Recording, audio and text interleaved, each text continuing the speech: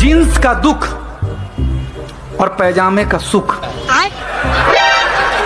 खुजली के समय पता चलता है।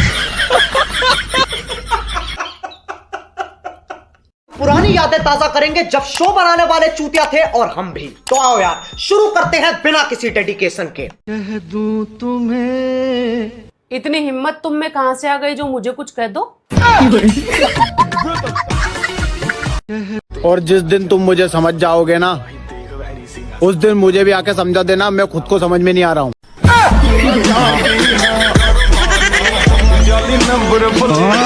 दिमाग है आपके पास? शायद हो। नहीं, आपको पता नहीं है कि है कि नहीं? जी है। कहाँ है दिमाग? माथे में। दिमाग है तो बताओ क्या 8-12?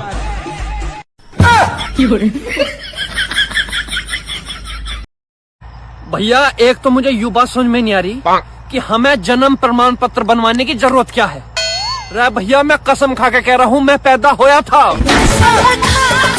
यकीन करो मेरा, मैं यकीन तो मेरे घर जाकर पूछ लो मेरी मम्मी से। जब जिंदगी में अंधेरा छा जाए तो समझ लेना रात हो गई। हर बात पर ज्ञान की उम्मीद मत रखना मुझसे। बात तो सही है।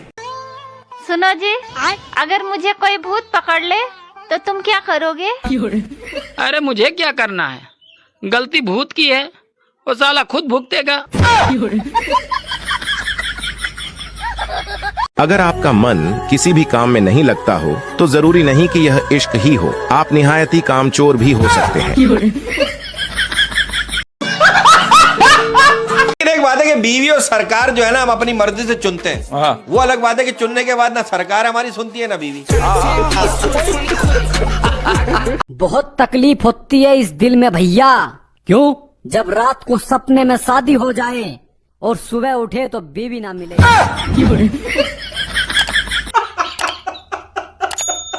सारी उम्र डरते ही रहे, पहले माँ बाप से, फिर टीचर से, फिर बॉस से, फिर मौत के खौफ से, फिर भगवान से। बस डरते ही रहे। बीवी का नाम नहीं लिया आपने? डर के मारे नहीं लिया। पता नहीं वो कौन से लोग हैं जिनके सपने में राजकुमार और राजकुमारियां आती हैं। मेरे सपने में तो मैं कभी गिर जाता हूँ, तो कभी मर जाता हूँ, तो कभी मुझे भूत उठा के ले जाता है। बात तो सही है। अगर आपको कोई पागल कहे ना तो आप उस पर गुस्सा नहीं करें, आप बल्कि अकेले बैठ के सोचें यार ये बात लीक कैसे हुई। बगल वाली पड़ोसन के 8 बच्चे हैं और कहती फिरती है मेरा पति मुझसे प्यार नहीं करता। और कैसा प्यार चाहिए भाभी जी?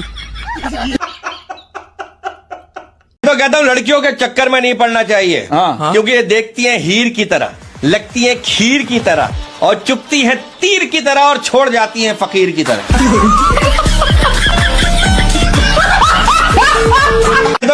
तुम टेंशन मत लो लड़कियों, एक दिन तुम्हारी भी शादी हो जाएगी। अब रील ऊपर कर दे कैसे, यही जयमाला गिरवा के जाएगी।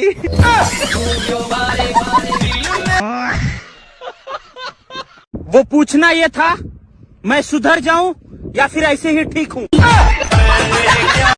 एक बहुत पुरानी कहावत है, बहुत पुरानी है, मुझे भी याद है।